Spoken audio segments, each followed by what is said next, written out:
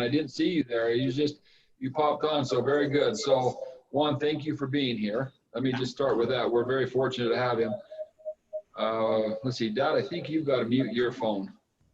Okay. I'm getting feedback from you. You don't have to mute it. There you go. Okay, good. Yeah, that fixes it. So everyone, Juan and I've known each other for years, and boy, I've learned a lot from him. Let me give you a little bit background about him, and then we'll ask some questions and have him answer questions for us. So 2000 to 2011, I want you to write these numbers down. 2000 to 2011, Juan sold and closed over 4,000 homes. He averaged $1.8 million in income per year. And his best year ever was 584 homes sold. 584 sold. So today he's built his real estate company from nothing up to over 200 people, and he's teaching and training and coaching those salespeople. So one of the very best ever in the history of the business by far, without any doubt whatsoever. And we're very, very fortunate to have him on the call with us. So thank you, Juan, for agreeing to do this. Very nice of you to take time out of your day. Thank you, John. I do anything for you. I know, Juan. I love that. I don't know why you hang out with me, but I sure appreciate that you do. So Juan, let me ask a question. Can you give us just a little bit of background on yourself? When you started real estate, what got you started in it? Yeah, so I got into real estate, and I hope I don't have any negative any feedback going on right now. I don't think so. So it is 2001 to 2011, about 10 years. And, I've been with Mike Ferry, John, for 20 years, close to 20 years, about 19 plus. I've been in coaching the whole time. I've never stopped in 19 plus years. And so from 2001 to 2011, I would say that I hit the 100 plus transactions, I think, on year 3. And then I never went back after that. And so I averaged, about 1.8 million GCI each year. The average in the normal traditional market before the recession, I would say was I would average about 300 plus listings taken a year, between 200 to 300 transactions, anywhere from $1.5 to $2 million in gross commissions each year. And it was basically a small team, and that was 2 to 3 buyer agents. And then I had my staff ranged anywhere from 2 to 4 staff members during that time. There was a period of time where I had to staff up even more. And then my best year was 2011, and we closed 584 transactions. And that is me as a listing agent. That time, I would say 2011, I had 3 or 4 buyer agents. On the buy side, we closed 225 transactions on the buy sides in 2011. And the rest obviously were listings. And so I made a transition. In 2012, I ended up buying a brand, and I've been building a company just as you are to where today we have like 220 sales associates. I will tell you I would love to be back in the listing and selling business. I can't go back now, but the profit and the money as an agent that side of it is much more profitable than the brokerage business. But we're not here for that. It is opportunity right now during the COVID-19, and there's so much business to be done. And so while most of the real estate agents in the industry or in your marketplace are not doing anything, do not know how to operate and how to function, that is a big, huge advantage for all of you to be able to take advantage of the opportunities.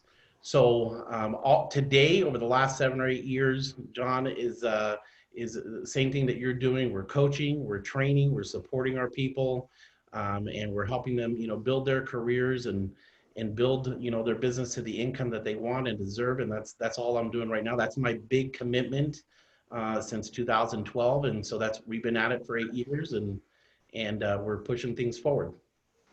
Very good.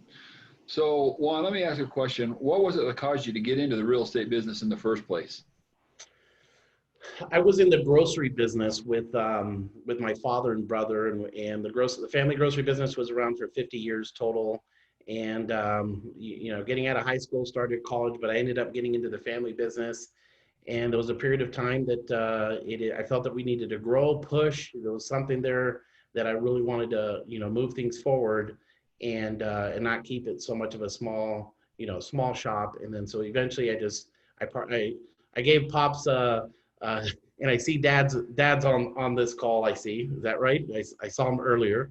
Uh, Yes. so I said, Dad, either you got to retire and let me take this to the next level, or I got to go do something. He goes, okay, go do something else, because I'm here and I'm not going anywhere. So I said, what's the best options for me? And I ended up in real estate, and so I've been doing it now for 19 plus years. Fantastic. So Juan, could you just kind of share a schedule that you were on when you were doing this kind of volume, what did your day look like? So I'll give you a glimpse of what that looked like. So in 2002, 2003, we're learning, we're doing big business. I was fortunate to have my wife working next to me. So the first or second month that I got licensed, and I was fortunate enough to meet with Mike prior for me getting licensed. And so coming into the business, I brought her on because I didn't really want to do the paperwork. I really only touched one file, and that was the first file. And I immediately sent that over to her. And I spent the majority of my career just basically on the phones. And so what happened there is I worked buyers, I did buyer presentations, I did all of that in volume. The transaction management side of it, I really didn't. I was involved in streamlining stuff, doing a little bit of the visionary of how we would build it out, who we would hire. But here's kind of what evolved over a few years. It was basically, eventually we hired the buyer agents, okay, one or two. They were doing the buyer presentations. They would prospect 9 to 12. They were in role play. I delegated the buyer negotiations of contracts. And so I had a whole list of duties that I would have. And little by little, I start releasing these duties. And it start narrowing down to where it was practicing, it was prospecting, it was lead follow-up, it was the listing presentation, it was price reductions, because we were very aggressive on price reductions weekly, and it was negotiating offers on the listings, and it kind of narrowed down to that. So I had a office manager for my office, and so that eventually, by 2004, I started delegating the negotiations of listings. I started to delegate to him, and by 2005, 90% of the listings that were taken, about 300, 325 a year, 90% of those listings, I was able to get the sellers to the expireds, the FSBOs, whoever, to come to our office versus us coming to them. And 90% of the listings taken were taken by my, let's just say, team manager that would take the listings in the office, because I McDonaldized it, simplified it, and then he would do the presentation. And so ultimately what happened by 2005 is that from 8 o'clock to 9 o'clock, I would do role play Monday through Friday. I did external role play. I call it external, meaning outside of my market, to people across the country, a lot of names that you guys probably know. And I spent 10 years in role play practice, 1 hour per day, 2 different role play partners, 30 minutes each role play partner, 10 role play partners, and I basically would change them out every 6 months. And that is where I have the ability to build my skills, over that period of time. So what happened there, John, was that from 8 to 9 a.m. was role play, 9 a.m. to 6 p.m. on the phones, basically all day long. So it was 45 minutes on, 5-minute lead follow-up, 10-minute break. This is after really, saying, how can I be on the phones and be super effective, super efficient? And the schedule ended up that way over time. So it was 8 to 9 on the phones, 9 to 9:45 8 to 9 in practice over the phones, 9 to 9:45 outbound prospecting, 5-minute lead follow-up, 10-minute break. And that happened every hour, even during lunch. Lunch was basically 11:50 to 12 o'clock, 12 o'clock back on the phones, and that happened up to 6 p.m. During that time, everything else was delegated. So the way that what my final conclusion was of what I was doing and how I was doing it was basically I'm on the phones from 8 a.m. to 6 p.m. I'm in communication basically all day long with 10-minute breaks. And that was my life. And I had brought it down to what was the highest and what was the most efficient thing that I can do in my real estate business. And that was basically talking to highly motivated people that were that wanted to do something, and that was my highest and best use. Not even it got to a point eventually where presenting wasn't my highest best use. It was finding the motivated sellers all day long, and that's where I was getting paid thousands of dollars per hour. It was basically to do that. So Juan, that's a lot of people to talk to a day, but let me ask about how many contacts would you guess you made a day, and who were you calling? Okay, so know this, that it is in the beginning there was a lot of blood and guts. That means hammering calls. I got to a point where I was able to do 48 contacts an hour, double dialing, two analog lines, one analog line coming here, one analog line coming here. I'm playing the Plantronics dialers like if it's a piano, and I had it down to where I could have two conversations with people because I'm learning to listen for hesitation and just listening for, just a slight hesitation. And I know that I have somebody that I'm going to be able to convert. So there's all this, there's all these little things when you're like, it's so focused, laser focused into what you're doing, you start dissecting all these little things. So in the early years, a lot of blood and guts. And then when the database was growing bigger and bigger and bigger, I kind of shifted to ease and elegance. And there was a point where I think we had like 5,000 or 6,000 in the past client center of influence database. And so what happened is my contact ratio eventually got to a point where I was at 8.6 or 7.8 contacts per listing taken. So it was, going from 48 contacts an hour, bringing that down and slowing it down. And those are a series of stuff that I was doing, not to complicate this, but I had a hammer calling people ahead of me. At my listing coordinator was my hammer. So he would be calling expireds and asking questions. He would be calling FSBOs ahead of time to be able to eliminate the people that I did not want to call because I was trying to bring my contact to contract ratio down. So let me ask you a couple questions on the hammer. One, this hammer, he's calling ahead of you, which would mean that every call that you made, you got to talk to somebody. Then you weren't calling numbers that you weren't talking to people. Exactly. I wasn't calling disconnected numbers. I wasn't calling numbers that, it wasn't the right person. And if it was an expired, but they were already relisted, all that data was being cleaned up. And now understand that didn't happen overnight. That took years to get to that point. Funny, that specific hammer, a listing coordinator that I had for 7 years, he's now one of our agents. He ended up getting licensed eventually and selling. Today, he sells about 50 or 60 homes a year, and he works for us. And we're excited to have him because he just recently came on about 6 months ago. That's great. So go ahead. So I guess that increased your efficiency tremendously, the hammer.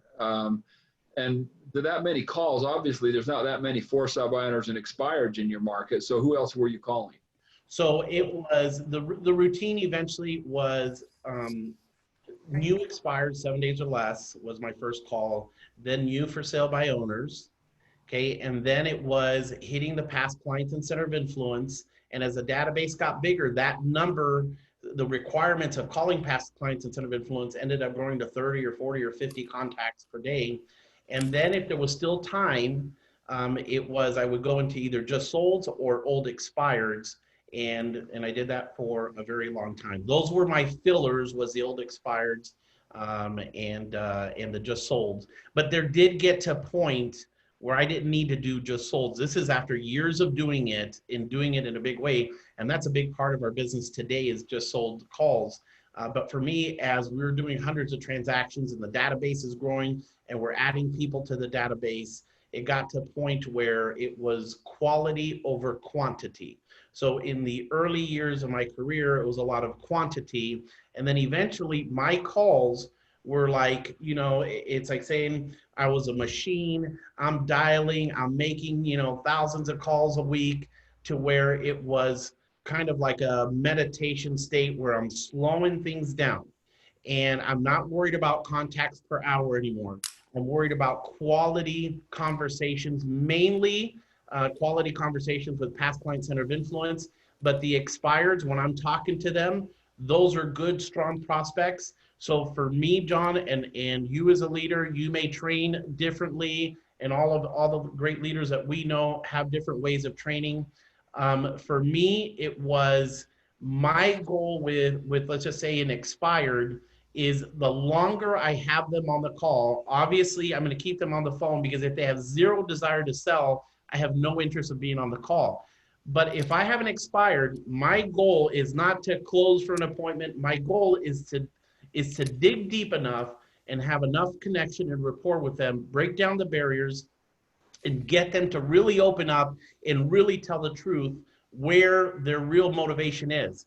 If their motivation is strong enough, let's just say from a 1 to 10, it's a 6, 7, 8, or 9, then there is no doubt that I'm going to have a value proposition for them. I'm going to set the appointment. And in most cases, I would get them to come into the office, and then we would do the presentation on them. And in 2005, it was 2005, we of 320 or 325, we lost only one appointment. And when I say we, me, I lost one appointment. Every appointment that I went on, it was 100% listing appointment to listing taken ratio. Why? Because we highly qualified. We highly digged deeply for motivation, and the people that I was presenting or communicating and talking to were highly motivated. So spending the quality time of really determining if that seller has a high degree of motivation. And so that's the world that I kind of led into. I spent some years working with Matthew Ferry, Mike's son, through neurolinguistic programming, and really getting into a world of, and I don't want to any of you guys think that I'm crazy or something, but it was more a world of contribution and really paying attention to the prospect, really listening to their needs. Because again, I'm moving from blood to guts to ease and elegance. It almost became so easy to list properties, get them to do what we do, but it was the essence of finding highly motivated people that had to do something. And then we were so, let's just say, streamlined, so skilled, the communication was so strong, that it was a given that they would list with us. So that's that there, John.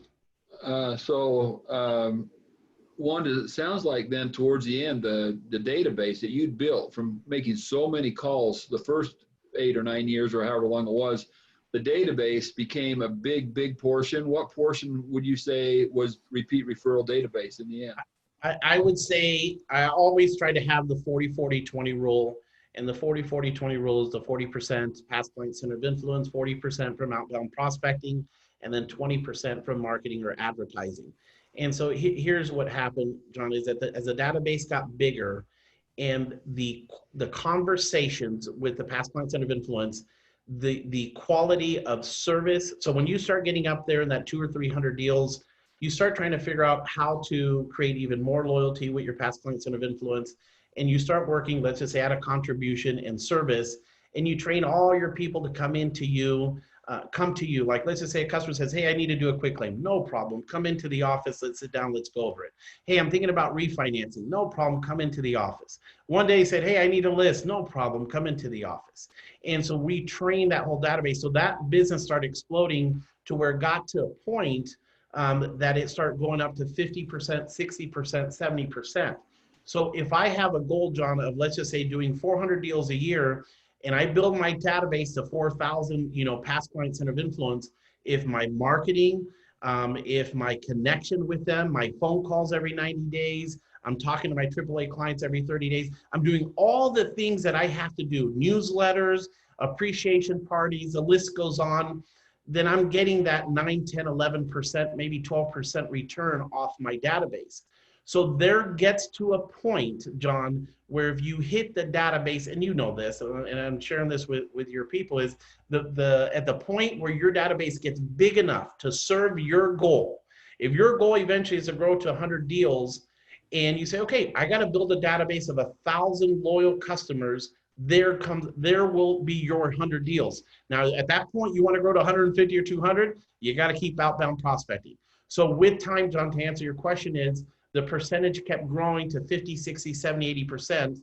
And I was getting to a point where expireds, FSBOs were just a little small piece of the business.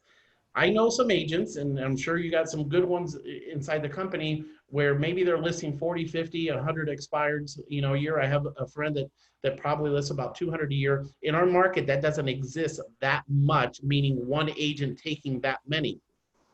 When your database grows and you're building your business, eventually, if I'm doing 200 deals in Las Vegas, I may do 20 or 30 closings from expireds. I may have 15 closings from FSBOs, but my database grew, my reputation in the market grew, and I got all these come list me's, and it's just like all of a sudden you're sourcing your business and it's coming from different stuff.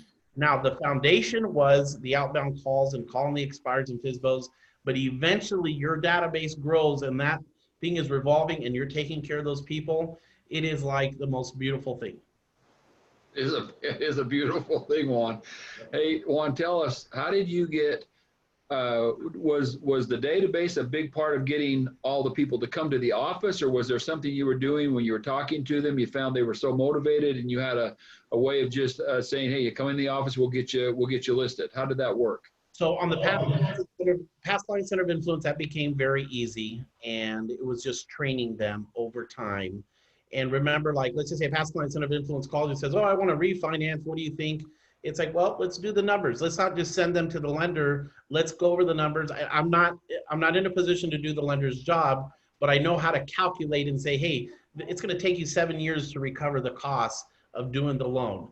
Or I need to talk to a probate attorney. I need to do this. I need to do that. We became the source where they came to us. So eventually training them to come to the office was a piece of cake. I mean, that was never a big deal. And we're talking about them coming to the office to list a property at the office. Now, keep in mind, listing coordinator, once we get the contract, listing coordinator schedules with the seller, goes out, takes pictures, measurements, does all that. It's a full-blown service. However, getting expireds and getting for sale by owners to the office is a different animal. It took years, but we got really good at it, or I got really good at it. Getting a just sold to come to the office, that's a piece of cake. Getting the expireds and FSBOs, that's a different story, and it takes a lot of skills to make that happen. And so the FSBOs is very different to the expireds. The expireds you do one way, the for sale by owners, to me, it usually takes a 45-day process. Some for sale by owners have high urgency, high motivation. So those may end up signing a contract in 2 or 3 weeks after being a FSBO. But your typical FSBO usually is going to be anywhere from 30 to 45 days. And there's a whole service that you do for them to eventually they want to come to the office and they want to see the market and how it works and what's available. And so there's just certain tactics or seeds that you drop in the conversation to get the FSBO to come in. For example, John, you're a for sale by owner. We're talking. I spent 15 or 20 minutes with you. I have a good connection. I have good rapport. And maybe I might preview your property, maybe not. If I was in a position selling a lot of properties, I wouldn't. But let's just say I create the connection with you and I'm following up with you twice a week. Yeah. And then I say, John, you're not getting the calls or you're not getting the traffic. Look, I don't mind doing this. When you have a chance, stop by the office. I'm going to show you on the big screen, not homes that are for sale on your street, because buyers are not looking at that. What buyers are looking at in the general area, and how do you compete against your competitors, not in your subdivision, not in your neighborhood, but in the general area, what buyers are looking at. And what I would like for you to do is be able to see who you're competing against, what is being offered in the market, so that you could be in a better competitive position and you can see what's moving and not moving. So when you have a moment, maybe 10 minutes, stop by the office. I'll sit with you. I'll go over it. That way you can price a property in a competitive way, and you can compete better and then see how the market responds. So all we're doing is just, providing value, providing information. John comes into the office, I shake hands, we meet, he sees the professional environment, sees that we're suited up, sees the sales force working, sit with him. Now I am face to face. I'm not in his home, him selling me, and we're looking at the market on the big screen. We're going through it. I'm building rapport. If he's not motivated, I do not want him in my office. But if he's highly motivated, I'm building the connection with him. And at some point, when he is ready to move forward, he's only going to hire me. He's not going to question me on commissions because I did this whole process through the 30 or 45 days. Right. So Juan, tell me how closely did you follow the scripts? Two. So here is the truth on the scripts. All right, you can go now if you want. I stuck to the scripts 1000%. I mastered the scripts. And it is probably 6 or 7 years into it. Like, let's just say that if I give you any script right now, I have no script books on me. I'm at one of my locations right now. But if you told me do the expired script, I will give you verbatim, word for word, every word in the expired script, whether it's just sold or whatever it is. I do it word for word. Over the years and through, let's just say, learning to communicate with people over time, it isn't about the script. It's about you getting to a level of communication that you have the ability to listen to what the prospect is saying, repeating, approving, maybe digging a little bit deeper, coming back to the next question. When you are super efficient, super seasoned, super skilled, and you have this high level of communication, you have the script there, and you may have to look at it every once in a while, but it's so ingrained here that then your conversations just become very natural and very easy. So if John gave me a specific script and I looked at it and it was a little different, I would rehearse it. I would do 15 minutes of script practice, chanting it, 15 minutes of writing it out, 30 minutes of recording it in my head every day, listening to a recording. I'd ingrain it, and then it will just naturally start coming out. It doesn't happen overnight. It takes time. It takes years of development. But if you give me a brand new script from John, and I look through it, and you guys are doing your role play, and you're reading the script, and you're there verbatim, word for word, okay? And I take that same script, I'm going to do it verbatim, word for word, but I'm going to do it in a fashion where I'm repeating, approving, connecting, inquiring more, wanting to know more about that move to Phoenix. So I may elaborate more on his one question. I may even dig deeper, but eventually I'm going to get back on track and keep going down the process. So the answer is no, I don't need to reinvent scripts. I don't need to create a whole bunch of other stuff. I stick to the program because at the end, it isn't the script, it's you building your skills over the years is what ultimately, and building your communication and your connection with your prospects is ultimately what's going to get you these contracts signed. So don't reinvent the scripts, because that's not going to do anything for you. All it is confusing you up here. I saw one of my salespeople walk by, and I'm at one of my Summerlin location, and I haven't been here at this branch for some time, and so I came in here a few days ago, but yesterday I heard him, and he's doing the just sold, completely off script and saying different stuff. And I said to him, hey, Cameron, you're completely off script. Can you get back on script? Because when you get back on script and you're not thinking about it anymore and it's just coming out, you have the ability to listen to people and listen for hesitation and listen for the people that really have zero motivation. So you have the ability to move on. So that's an answer to that question there. Great answer. Thanks, Juan. Hey, so let me ask you, Juan, moving on, what was the hardest thing for you to learn to get to the level that you got to? Repeat the question, John. What was the hardest thing for you to learn, for you to get to the level that you got to? The hardest thing to learn. I would say the hardest thing to learn. Well, the hardest thing I think in the business is price reductions. And when we were carrying 50 or 100 listings, and you got to call those sellers, we would call them every Friday from 1 to 3 or half day or whatever it was on Fridays. That was probably the toughest part of the business, and that caused me to build into the listing presentation a stronger pricing presentation. So I would walk out there with a more aggressive price. But if I think about what was the hardest part of the career and the learning process, I'm methodical. I like the same routine. I like the same stuff, and it was just really it was learning, practicing, having the exposure to all the great producers that a lot of you guys know who they are and people that you've seen up on stage, and having exposure to them, and just have this constant curiosity of how to improve and how to get better. We worried too much about, let's just say, advertising, marketing, now the world of social media. There's so many distractions in the world and so many distractions in the business. But if we could narrow it down to the focus of what gets us contract signed, the three ways that we get paid is getting a listing contract signed, getting the listing sold, put the buyer under contract. At the end of the day, that is what's going to give you a commission check. And I have listed 100 different things with my sales force on a whiteboard and say, what are all the things that we do? And we say, okay, is being on Facebook or shopping or doing this during business hours ultimately getting us a listing contract signed? And at the end, we end up Xing out everything, and it ends up boiling down to making outbound calls, in lead generation the majority of the day, and ultimately that's what gets you paid.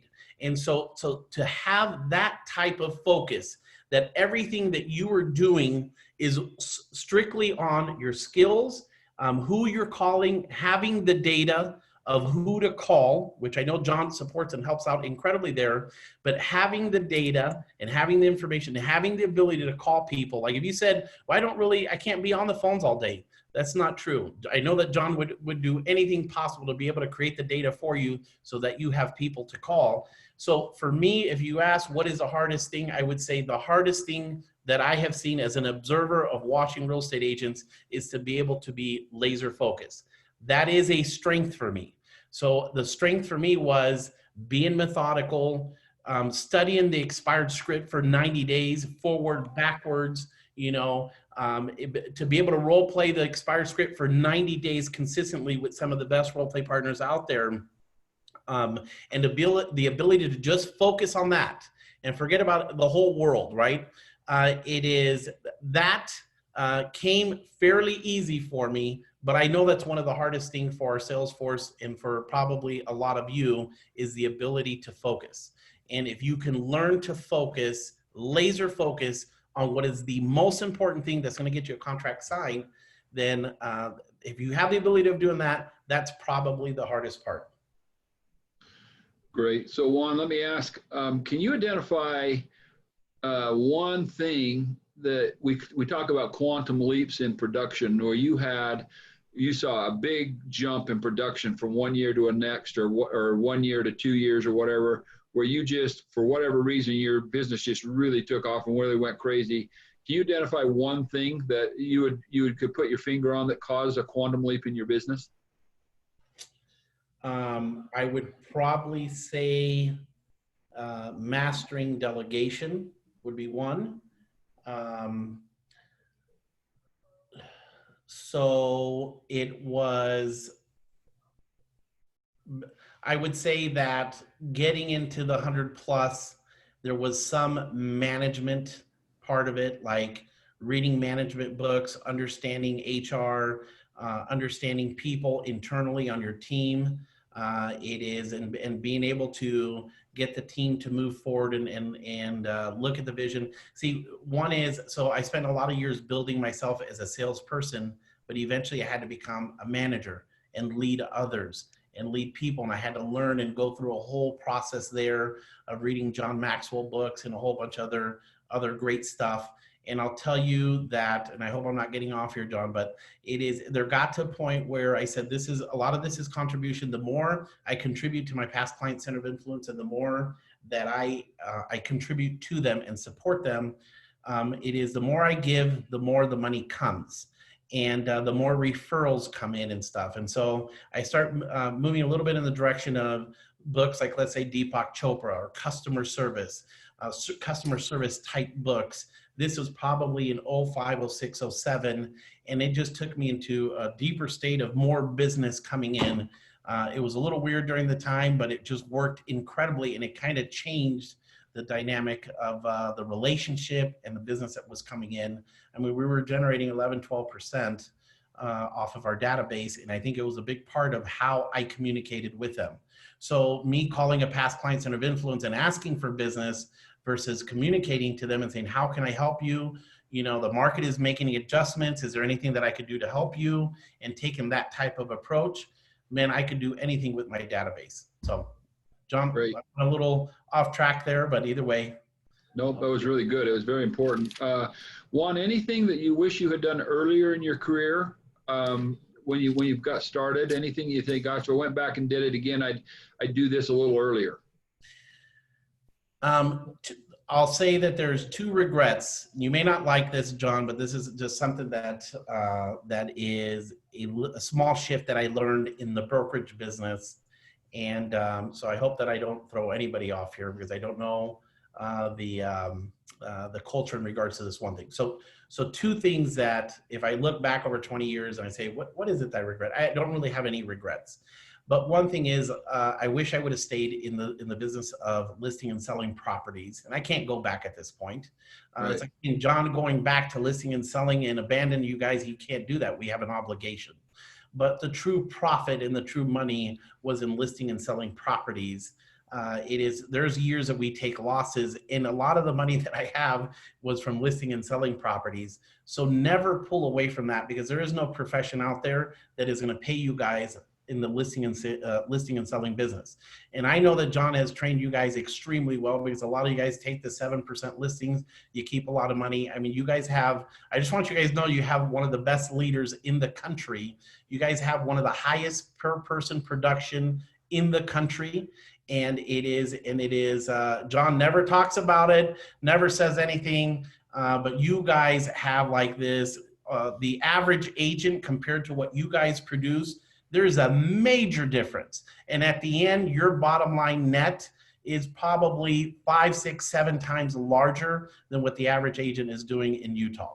So if there's any regrets, two. One is that I left the listing and selling business, but I don't dwell on that or anything like that, but I did extremely well. And had I continued, I would be, in the $4 or $5 million. But that's one. Second is this. I never, ever in 19 years have ever done an open house. And it is on the open house side. My buyer agents never did it. I never liked it, never wanted to do it. And no sellers ever required us. We handled that objection, no problem. Today, over the last 3 or 4 years or 2 or 3 years, I have 250 salespeople. And sometimes, they want to do their open houses or whatever. And I've looked around the country and I've seen some teams operate. So if I was in the business today, or if I can go back to the passive listing and selling, and I've worked with some teams, and I'm only talking about, doing 100, 200, 300 deals. I have sat with some team leaders that are doing 300 or 400 deals, and they had never done an open house. That if I had a team and I had 3, 4, or 5 buyer agents, I may have 1 or 2 doing open houses every day because I have seen even within our company, I do not promote it, but I've had a few agents that I've coached through where they're producing 30 or 40, 50 deals, and they're not just doing an open house. I have one gal who's on her 2nd or 3rd year in business and was before the COVID-19 on track to do 250 open houses. She did 180 last year, and she's this year she was going to do something like 400,000. But keep this in mind, it's not just the open house. She role plays, she calls around that specific home, doing the just listed calls, okay, not just sold. She doesn't just listen. Then she does the open house, I think from 1 to 3. Then she shows buyers after. For whatever reason, she's listing more properties than she ever has because she's finding sellers that have to sell because she door knocks around the open house. She does all these things, all these proactive stuff that we do, and it's generating business. So if I were to go back into my team world, I probably would have had 1 or 2 buyer agents. I would have my 3 or 4 doing just listed calls from 9 to 12, but I probably would have added that piece and maybe added an extra 50 or 75 deals. Let me tell you why. It is a lot of these big teams that are doing 150, 200, 300. There gets to a point where if you want to grow from 3 to 400, you got to get creative. You have to invest some money into advertising. You have to put into other sources if you want to elevate to 400 or 500. And that's just part of it, because there's only so many expireds, there's only so many FSBOs. So when you get to that level, you have to get a little creative. So today, if you ask me, the 2 regrets was leaving the listing and selling business and maybe adding that piece, but I would not do that if I'm under the 100 mark or 75 mark. That's me. I'm not sure. Follow what John says. Do not follow what I say. Juan, thank you. What can you pinpoint as one of the biggest things you got from coaching? Because I know you've been with Mike forever. So what's one of the biggest things you've learned from coaching? It is in coaching. So think about this: 19 years. There was a period of time, John, that I had 2 coaches for quite a few years. Like, let's just say, I don't know if you remember Tony DeCello or Monica Reynolds. And then let's say I'm working with Tony DeCello and I'm working with Matthew Ferry on the side. Tony was helping me, list and sell and manage a team and run it, operate it smooth. And Matthew would help me on the skills side. So I have this. So I've been working with Mike. It is for the last, I think, 8 years. Mike has been coaching me, and even till today, there's a wealth of knowledge from Mike. And you say, how many questions can you ask him? How many, how far can you take this whole coaching piece? But I'll tell you, so for me right now, we did something like 12.8 million last year. And I have a world ahead of me of growing and building the business and expanding and doing all this stuff. The mind doesn't stop. But it was the same thing as an agent. It's like, if I'm at 50, how do I get to 75? How do I have the best coach? How can I invest in best coach? How can I ask the questions? You don't just go to the coach and then the coach talks for 30 minutes. It's like, coach, it is, how do I make the shift of taking 50 listings to 100 listings? How do I get from 100 listings to 150? And it's this curiosity that's built within you that we never stop trying to improve our business, never stop trying to grow, keep pushing it and keep improving and keep getting better. The process of improving our business should never stop. I think of all these, just for example, here, this is, on this here, it is, I have a whole bunch of ideas to improve, and I'll work with Mike later today on this. This is basically a product that I'm trying to develop out for our salespeople and our agents. And guess what? If there wasn't the curiosity, if there wasn't the focus, if there wasn't the desire to do more and do more business, then the coaching session is not going to work. So it isn't the coach in many cases that is not working. It is us. We're not bringing the best as much as we possibly can. So it is getting the most out of your coach, pulling as much information to help you develop, get better, and get stronger at what you're doing. Great. So one last question. I'll open it up. It sounds like my assistant's getting to John Senior because he struggles a little bit with technology. That's okay. He's the one we're getting feedback from. What advice would you give to these agents to produce big numbers? It is, what advice can I give? Okay, so it is, I want you guys to understand this, and I don't know how you guys in the state of Utah, I think business is as usual, or yes, it's considered an essential? Yes. Okay. Yes. So my thoughts are this, is that if I go back to my sales career, listing and selling properties, I spent the majority of my time communicating with people. And I really, to be quite honest with you, I got to a point by 2005 that I never even had to see the seller. So I set the appointment with the seller, everything delegated, listing taken, price reductions, go under contract, manage the transaction. And I would call the seller after the closing to congratulate them and make sure that the team did a great job. Now, the team was selling me 100% the whole time. If I was in COVID-19, there would be absolutely no interruption for me in what I'm doing. If anything, it would be a huge opportunity because, you know, the market's going up in price, but if the market is making a shift or flat or dropping dramatically, that is my time to shine. And this is where sellers need me the most. So at this moment as a listing agent, I would be in great shape. Now, I want you guys to think about this. Back in the days, how would we list properties? We would go to their home and do a presentation. They would come into the office and we do an office presentation. And in some cases, we do a phone presentation because they were out of state, and we do our presentation. We get the contract signed, and that was that. Today, there's only one more addition to the presentation, and that is the virtual presentation that we're doing right now. And so there really is not a major change, but there's actually more efficiencies in today's market and moving forward. Like if I have the ability to be able to present on Zoom and get a listing contract signed, which is a lot of the training that we're doing today, is how to like present the disclosures, how to present everything, get everything signed. So the moment that I do the presentation, I'm getting a contract signed.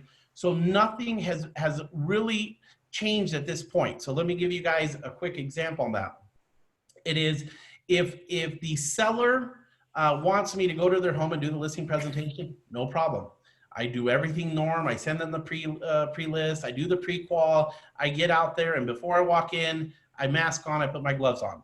In the pre-qual, I'm going to ask the seller, "Hey, it's required from our brokerage that we got to put the mask and the gloves on. I just want to make sure you're okay with that, and we want to make sure that you guys are safe and we're safe. And secondly, would you like us to bring you gloves and a mask for you as a sellers? Would you like me to do that?" We're adding sprinkling a couple things into the pre-qual. I go out, I put my mask and my gloves on, I do my presentation, I get the contract signed, and that's that. So if you think about it, I take a listing and I present in person, I get the contract signed. There's only from beginning to end 2 times that I may see the seller. One, when I do my listing presentation, if I'm not doing virtually and it's in the office or at home, I see them, I glove up, I mask up, or I mask up and I glove up. And then the second time is where you really don't need to see them, is if I go and do a presentation, I'm not going to do the pictures and measurements and do all that stuff at that time. I'm going to leave and I'm going to schedule with them to leave the property in great condition. And I'm going to ask them to leave the house when I go out there. So if I'm the one doing the list, the pictures, and I'm doing the measurements and all that stuff and getting all the data, I'm going to go out there, I mask up and glove up again. I ask the sellers to leave. I do my thing. I walk out, I clean up, hand sanitizer, I'm gone. In reality, I don't need to see that seller ever again. Okay. Now, some of you may want to go to the closing or do this and that. For me, no need to see them. So the only time that I'm going to see that seller is in a possible presentation, which in most cases I can do virtually, or I could have them come into the office. That's totally up to you. So what has changed in COVID-19 climate versus before? In reality, there isn't nothing. You walk into a doctor's office and the doctor has to check you out and he puts his gloves on or whatever. All it is a simple 15-second thing that you do, mask, gloves, and you go in and you present. Now, if I take 200 listings a year, do you think that 15-second process is going to stop me from taking 200 listings a year? No. Do you think I'm going to sit at home and not do anything? No. This is a huge opportunity because most of your competition is not doing anything, and you have this opportunity, and we're going to see expireds rise, and we're going to see all this opportunity come out, and most of your competition is out of business. So this is a time for you guys to do more listings, take more listings, do more business now than you ever have. Great. Juan, do you have a few minutes that I can just ask people here if they could ask you a question? Would that be okay? I'm here as long as you need me. Okay, thank you. I'd like to open up the group. Questions from the group. Yeah. Brandon. Yeah, Juan, what would you recommend reading? Let me think about that. I have a list of 21 books. It's called Juan's 21 Books. It's here at the office. And I'd love to be able to be able to send that. Maybe I could send that to John Harr, a picture of That'd it. be great.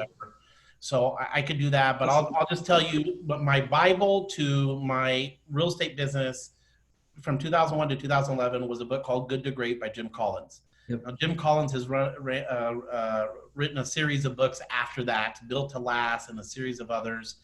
But Good to Great, the hedgehog concept and all that, that was developed, that was a big influence for me back then. And I would say still today, a lot of those principles we use.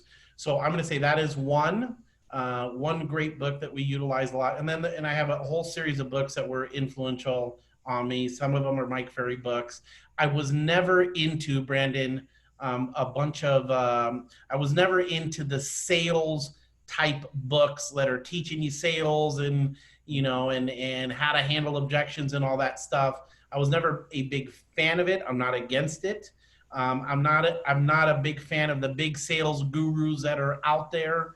I think that if you show a lot of love, compassion, and you understand human communication and understand what you are looking for, the whole motivation and looking for motivated sellers and understanding what you're doing and lead people into a contract, that is what I'm a big fan of. So I'm a big fan of customer service, management, how to build a team, how to build a business.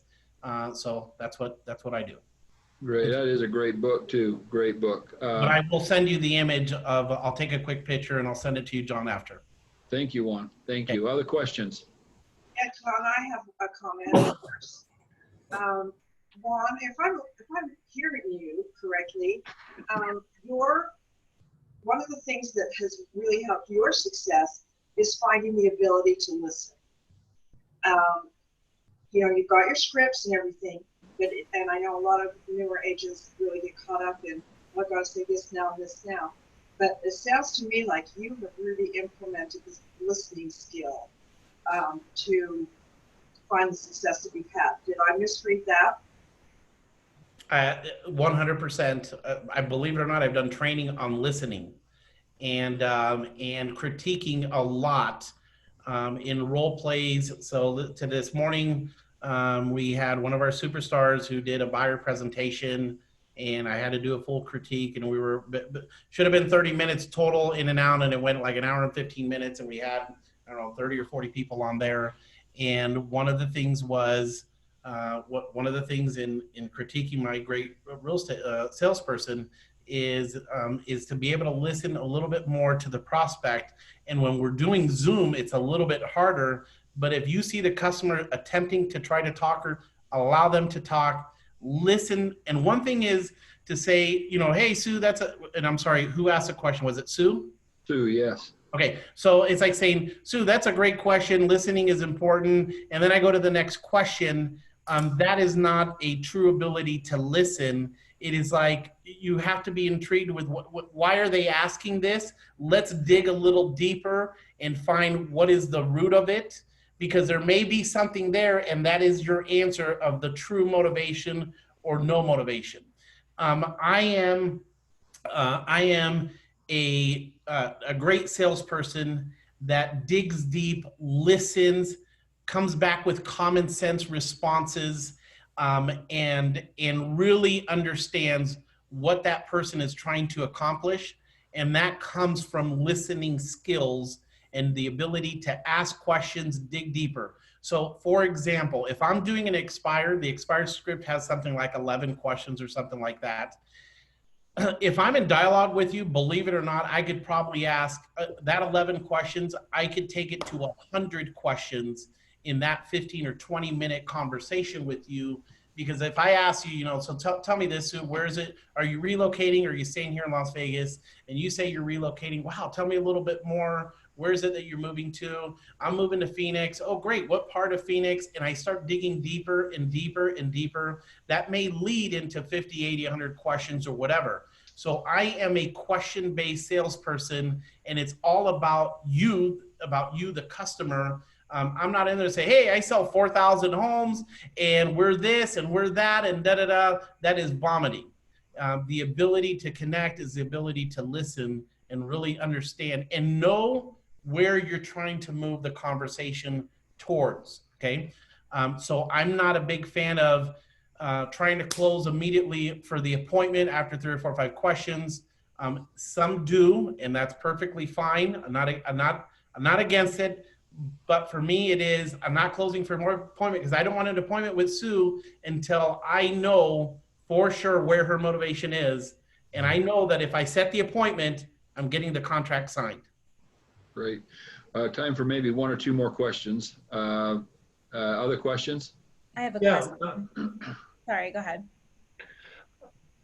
I just wanted to ask, what's kept you pushing? As soon as you reached 100 deals, what kept you pushing to 150? Well, once you reached 200, what kept you pushing to 3 and 400?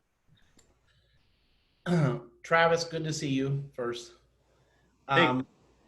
I used to have coaches in the past say, man, why are you, why do you think this way, or what pushes you, or what motivates you, or what this, I don't know if I have the answer, but I will tell you this. I've had the exposure to people doing a lot more than what I was doing. And so I did a lot of shadowing. I shadowed some of the greats and some of the people that a lot of that shadowing, they ended up being great friends of mine over the years. And being and exposing myself in this, the exposure was either by shadowing, by the network of MFO, it was through mastermind groups, but it's like constantly elevating. And when you see that somebody, let me give you an example. A friend of mine, Josh Barker, who does he's like doing 6 or 7 million in gross commissions and doing 700 plus deals. And you start spending time and you see how their day operates and how they work and how they delegate. It's like, wow, I could do this. And so the exposure of people doing more than you may have caused that constant curiosity in me of wanting to grow more and more. So I don't have a definite answer, but I will say exposure caused me and pushed me to want to elevate my game and continue growing forward. There was never a year that I wanted to close the same or less than what I did in the past. That's a great answer. Thank you, Juan. We talk about exposure here constantly. I think it's the answer. I really do. It's a great answer. So one more question, and we'll let Juan go. He's been very gracious to spend his time with us. One more question. I have one if everybody else has one. Okay. Okay. Well, you say that with the timeline on a for sale by owner expired, you're not liking to set appointments quickly. What does an ideal timeline look like for sale by owner expired? The way you did things, Juan.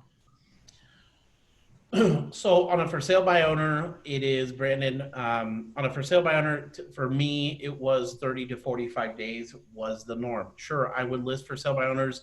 If I'm talking to you, you're a for sale by owner, and in the first week, I already know your motivation's a 10, you're antsy, you want to do something, I may go for the appointment, right? But in most cases, for sale by owners are a 30 to 45 day period of time that I have, that I don't need to convince them on the first call. What I want to do, if you're a for sale by owner, Brandon, is that I'm going to call you. Usually the for sale by owner is heated. I need to bring them down, and I need you to think that I'm a good guy. I'm your ally. We start communicating. I start little by little, start picking you apart, and really find out what the true motivation is. That's my only goal, and I have 7 days to get that done. Meaning, I'll call you every day until I get you to finally open up. Most likely I'm going to get you to open up on the first call, but you may shoot me down or you're upset and then I have to call you the next day. I have 7-day window. At some point, I get you to open up. If your motivation is a 6 to 10, then what I'm going to do is a 2-step process. And that is basically, I'm going to follow up with you twice a week I'm going to follow up with you on Monday and Thursday, or I'm going to follow up with you on Tuesday and Friday. My objective is, if I know that you're highly motivated, is to be your ally through this 30 or 45-day journey that you're going to go through. So you're doing open houses. You have buyers coming through. You don't have a lender. You don't have a title company. You would have no clue what to do if you produced the buyer. So I check in with you on Monday and say, Brandon, hey, how are you doing? It's Juan Martinez, just checking in with you. You know, how did your open house go this weekend? Oh, good for you. You know, did you get any buyers? Yeah, you got one or two. Great. If you want, I could help you get them qualified. I could get you with some lenders. What can I do to help you out? Oh, you need a purchase agreement? You know, I'm excited for them to get their home sold. And I'm not worried about them actually doing a contract with the buyer, because I know the odds that deal is going to fall apart. So I'm showing them love. Even if they open an escrow, I'm touching them twice a week. I'm following up. What can I help you with? Who can I put you in contact with? Do you need me to qualify somebody? What can I do to help you out? Because I know the odds that deal's going to fall apart. I'm doing my 2-week follow-up. Hey, it's Friday, Brandon, or it's Thursday. Hey, do you have plans to do your open house? Good. If I have anybody, I got a couple agents that are going out working buyers this weekend. If I can send them your way, wonderful. Little by little, that connection becomes stronger and stronger. I get them to come into the office. When they're ready, I lock it in. And so it is, but keep this in mind and say, gosh, who wants to talk to a FSBO for 30 or 45 days? These are simple, 2 or 3 minute calls. It's the first call that's super lengthy. And then after that, it's just a lot of good follow-up. And maybe you have to go out to the house, preview, so you have a face-to-face connection because you didn't have the ability to bring them in. It's perfectly fine. You only go to the house when the motivation is extremely high. And so if I'm calling 5 FSBOs a day, 25 a week, 60 days from now, I'm going to have a pipeline of 4 to 7, 8 for sale by owners that I'm working. And 6 months later, it's like, wow, I list 2 or 3 a month or 4 a month or whatever that number is. And I just build this pipeline of for sale by owners. And by 7 days that I cannot connect with them, or they're nasty, or I couldn't get the motivation, well, I check them off. Okay, thank you so much. That helps Okay, a lot. one more. Jill's got her hand up. So Jill, one more. Just to clarify what you just talked about, Juan, thank you for doing this, but you said in the first 7 days, you've had a conversation, they're a little heated. The next day, there's like, yeah, no, we want to wait. The next day, what does that call look like? You kind of rattled off really quick. Hey, I'm just calling up. I want to follow up with you. Did you get a look at the listing packet or whatever, right? Or the next, what does that look like? Okay, 1 through 7. So let's just say of 7 days, and it's day 3. You were rude to me for the past 2 days. You're not going to remember who I was for the most part. So I'm calling you. I'm starting all over. Jill, hey, this is Juan Martinez here at Century 21. And I just wanted to check in with you. I caught you at a bad time yesterday. Just curious, are you cooperating with agents if they have a qualified buyer for your home? And you say, tell me anything, Jill. Say anything to me. Yeah, I have a bunch of friends coming over on May 8th, a bunch of neighbors that want to buy the house, so they say. So that's great, wonderful. I'm glad to hear that. So you got some activity going on. Just curious, are you cooperating with agents if they have a qualified buyer for your home? Most for sale by owners are willing to give something to the agent if they bring a buyer. Are you in that position here today? Yeah. Okay, perfect. Even if Jill said to me, well, I'm not willing to pay a real estate agent. Okay, no problem. Are you willing to pay maybe 0.5%? And you guys are thinking of 0.5%. Why would I don't care. All I'm doing is building rapport and connecting. So Jill, would you consider at least paying 1% to the buying agent if we have the ability to bring you a buyer? Yeah, if they bring me a buyer, yeah, I'd consider that. Very nice. I appreciate that. I'm writing that down. Tell me, how much is it you're asking for the home? Boom, I go into it. Now she's willing to cooperate. She's got to give me information so that I'm more informed. Sure, they say, well, go to Zillow or do this. I'm going to work through all that. I'm going to connect. I'm going to acknowledge her. I'm going to say, wow, you know how to sell a lot of homes. You're so good. I'm no objection handling, no resistance on the call. This is just like everything she says, full approval, full agreement. I'm not going to pay you guys 1 penny. I totally get it, Jill. So you're asking $300,000. If I had a buyer and I was able to put my commissions on top of your 300, Okay, would you at least consider it? I will break them to, well, where they're going to say, well, fine, you put it on but my price. Good. Tell me a little bit more about your home. And eventually the goal is to calm them, see that I'm their ally. I'm working with them. I'm supporting them. And then eventually they vomit everything. They vomit the true motivation. When they vomit the true motivation, I can make a business decision whether I'm going to continue the twice a week follow-up for 30 or 45 days. I make the business decision whether I'm going to list her property, or I say, Jill, thank you so much. Motivation is a 2 or 3. Jill, thank you so much. It sounds like a wonderful property. I'm going to share it with all of my salespeople, and we'll take that 3%, put it above price. I'll put you in my list of inventory. If anything comes up, I'll reach out to you. Okay? Fair enough. Thank you. Click, and I never see or talk to Jill ever again. The whole purpose and goal is to determine motivation. The expireds are different. For sale by owners are different. Just solds are different. Calling your past client center of influence is different. All these calls are different ways of approach. So Brandon, on the expireds, if I'm calling expireds, I'm bringing them down. I'm keeping them on the phone. I'm gonna do everything I can to find the motivation and get them to open up so that I can set the appointment with urgency and get the contract signed immediately. In this case with the expired, it isn't a 45-day process. I'm going to try to get them. So on the expired, high urgency to get a contract signed. On a for sale by owner, it's a different program. Great.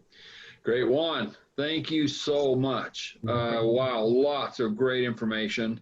Made our day for training. We can learn so much from you. I appreciate you consenting to spend this time with us. Love having you as a friend and a person to talk to, and someone we can talk back and forth, mastermind and whatever else. So a great job, everybody. Let's thank Juan for being on the call. It was really great. Thank you very much. It was awesome. Thank you, Juan. Very, very Thank you great. so much. Thank you a bunch, Juan. I appreciate you. John, thank you, and thank you for doing a great job with your sales force. You guys are all very fortunate. John's an incredible leader. You guys know that. And at the end, you guys have a high net of income, and that's because of his commitment and helping all of you guys. So John, thank you for your leadership in real estate. You are truly one of the best, and I appreciate you, and anything you ever need, we're here. And for any of your sales force, whatever you guys need, I'm here to help, to support you, here to help you out. Thank you, Juan. Be safe. Thank you. Thank you, Juan. Take care. Bye-bye. Thank you. Bye-bye.